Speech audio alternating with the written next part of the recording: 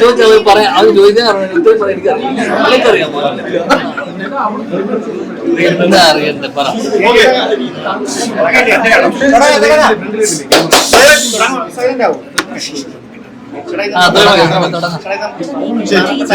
ദിവസമാണ് എല്ലാ സിനിമകളും റിലീസിനെത്തുന്ന ദിവസമാണ്. എന്താണ് പറയാനുള്ളത്? ചേട്ടനെ അഭിനയിച്ച ഒരു പടം കൂടി എത്തുന്നു.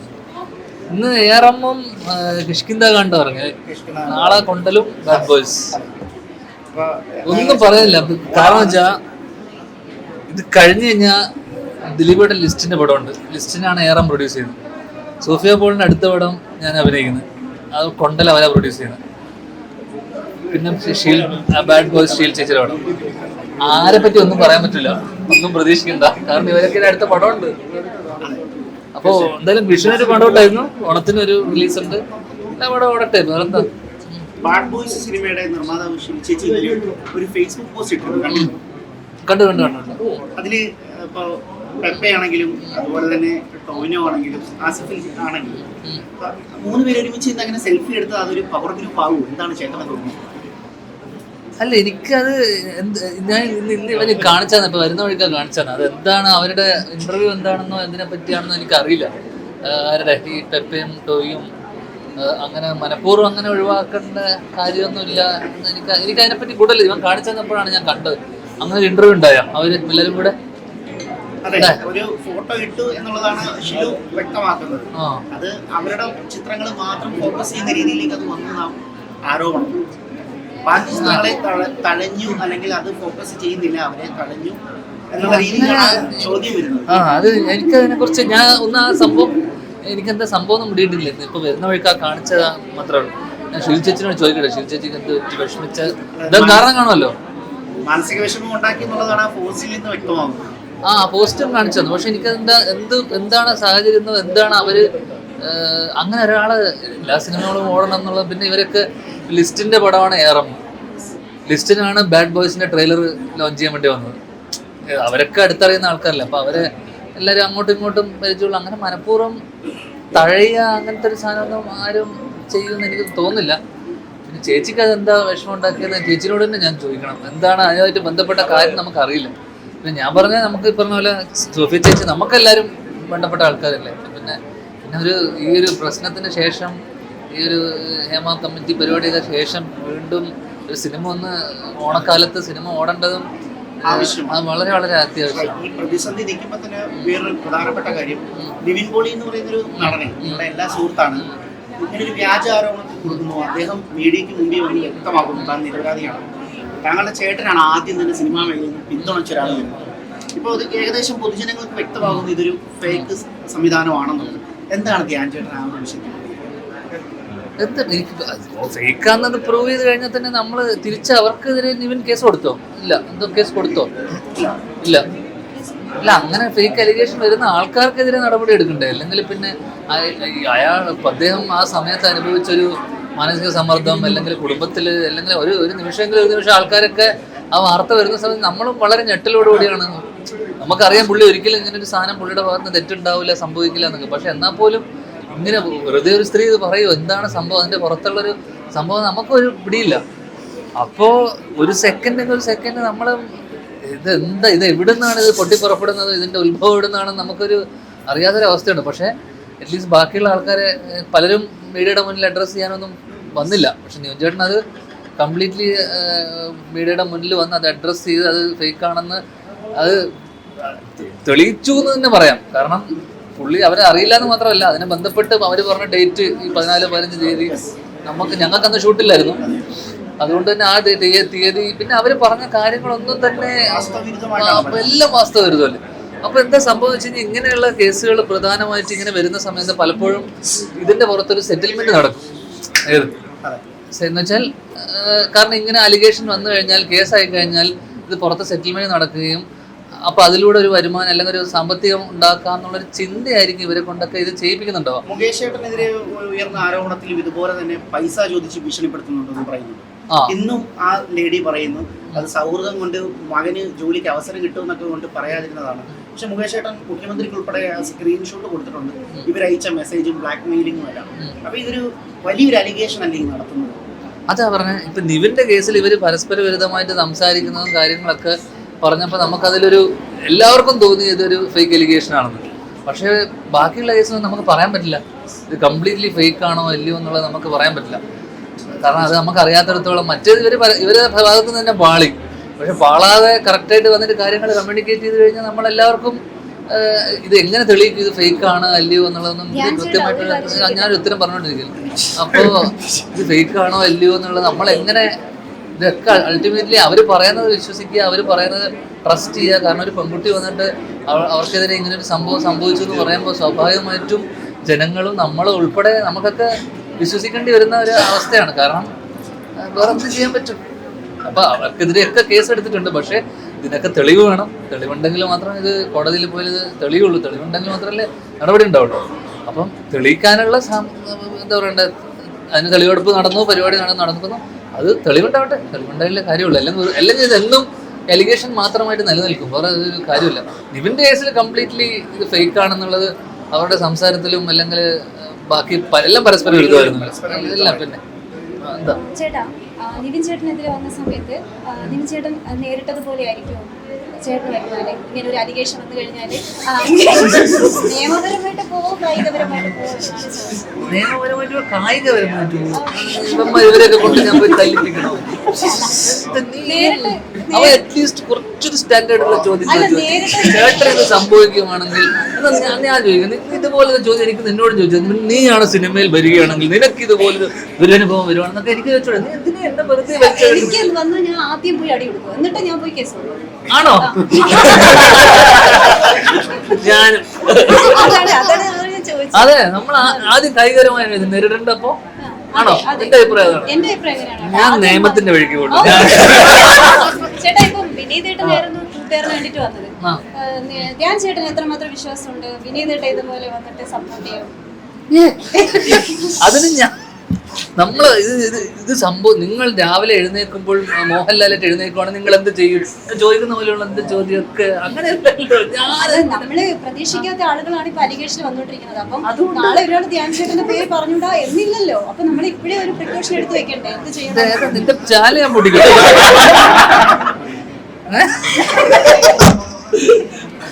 ഇതെന്താ സംഭവം പറ്റുമെന്ന് അറിയാമോ? നീ ഇങ്ങനെ ചോദിക്കുമ്പോ എന്നോട് പ്രത്യേകിച്ച് ചോദിക്കുമ്പോല്ലേ നിനക്കാണുള്ള എല്ലാത്തരെയും കിട്ടുക. എങ്ങനെയെങ്കിലും ഫേമസ് ആകണം. അവൻ അറ്റ്ലീസ്റ്റ് വളരെ ബുദ്ധിപരമായിട്ട് അവൻ പല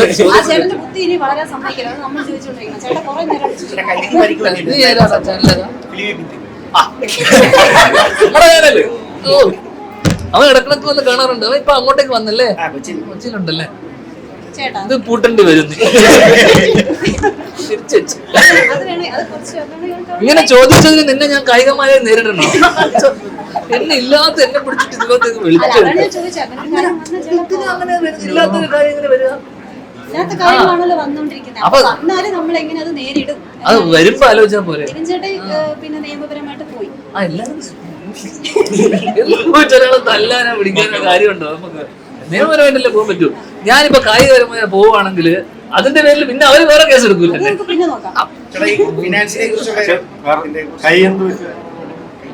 കൈ ഷൂട്ടിനിടയിൽ ലുക്മാൻ എവിടുന്നെങ്കിലും ഇത് കാണുന്നുണ്ടെങ്കിൽ അവൻ ചവിട്ടിയപ്പോ ഞാൻ തെറിച്ചു പോയി, കൈ കുത്തി വീണപ്പോ ഇവിടുത്തെ റിസ്റ്റ് പൊട്ടി. CT സ്കാൻ എടുത്തപ്പോ ഒരു സർജറി വേണമെന്ന് പറഞ്ഞ് ഇവിടെ ഇങ്ങനെ പ്ലേറ്റ് ഇട്ടിട്ട് ഇപ്പൊ 4-5 ദിവസം കഴിഞ്ഞു. എനിക്ക് ഏറ്റവും ഇഷ്ടപ്പെട്ട മൂവി ഏതാണെന്ന് അറിയാമോ? എനിക്കറിയണ്ട. എനിക്ക് ഇതിന്റെ ഇഷ്ടങ്ങളെ കുറിച്ച് ഞാൻ അറിയണം.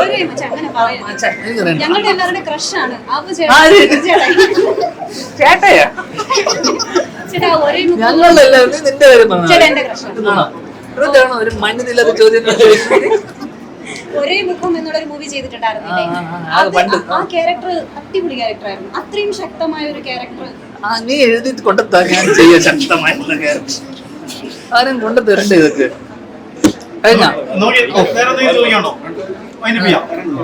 നീ ഫിലിമി ബീച്ച് നീ മാത്രമേ ഉള്ളൂ, വേറെ ഒരാൾക്കൊരു ചോദ്യം ചോദിക്കാൻ.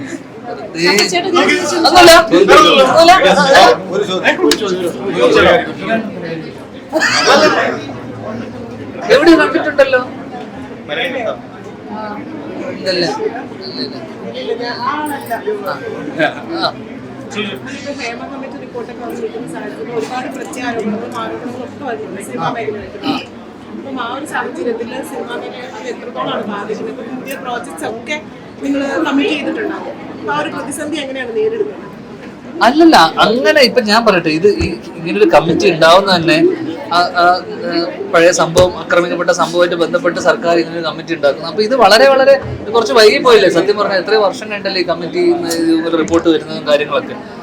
അപ്പൊ ഇത് പ്രതിസന്ധി എന്ന് പറഞ്ഞ ഇപ്പൊ ഓണത്തിന് സിനിമ ഇറങ്ങുന്ന അങ്ങനെ ഒരു വലിയ പ്രതിസന്ധി ഒന്നുമില്ല.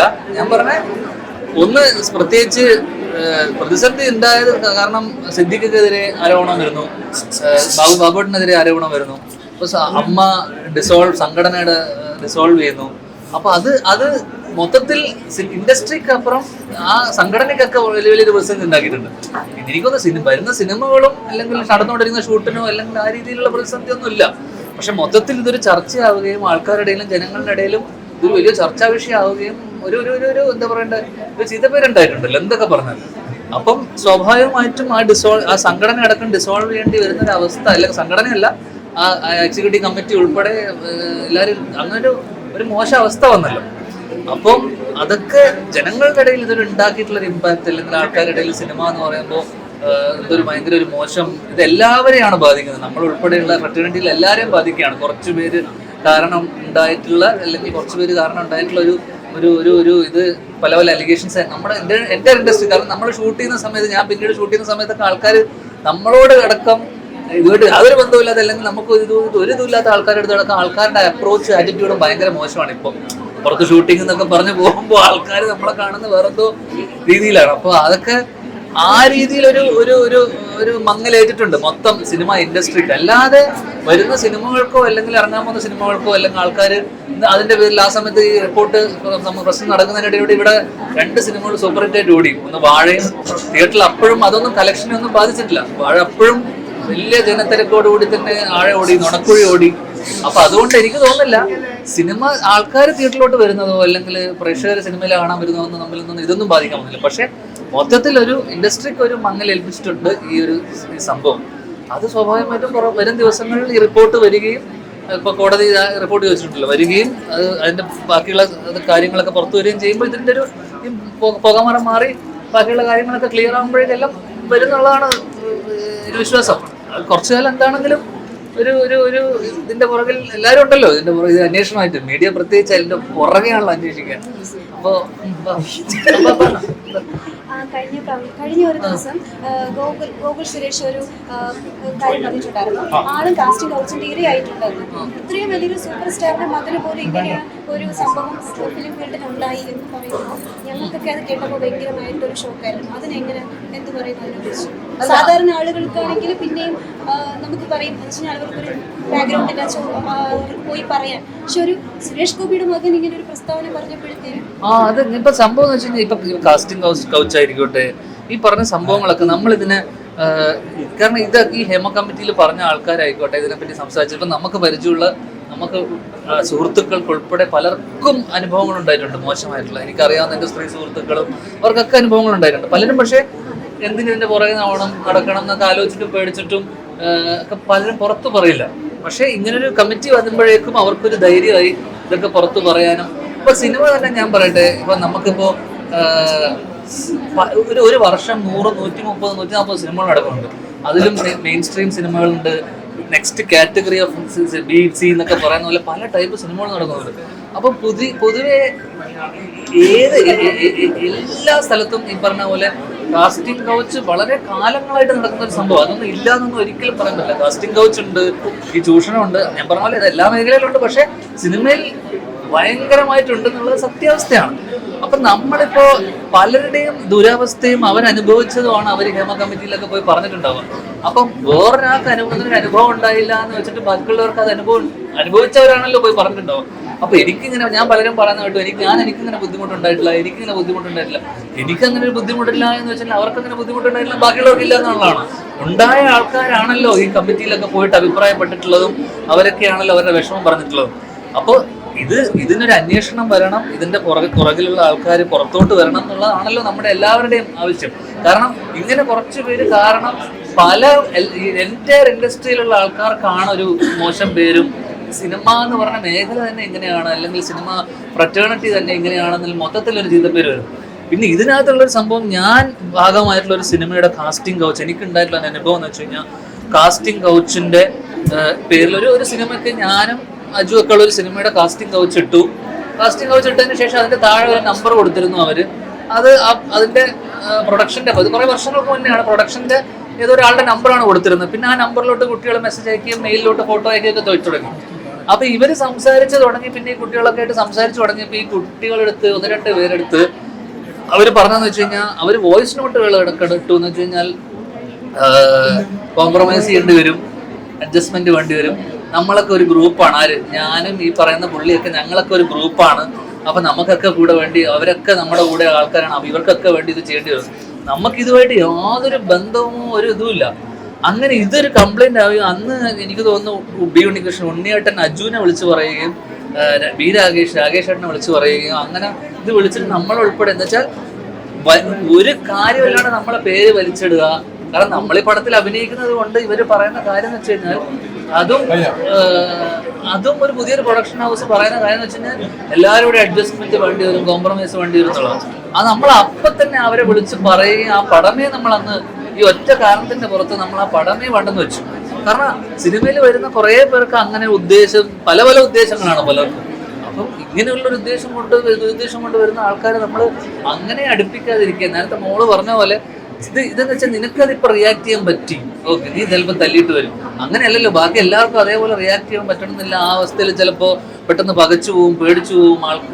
ഇതിനെതിരെ പ്രതികരിച്ചാൽ അവർ ഈ കേസ്, പലരുടെയും പേടിയുന്നത് ഈ കേസിനെതിരെ പോയി കഴിഞ്ഞാൽ പിന്നെ എത്ര കാലം ഇതിന്റെ പുറകെ പോകേണ്ടി വരും, ഇതിന്റെ ഭവിഷ്യത്തുകൾ എന്താണെന്ന് ഇവർക്ക് അറിയില്ല.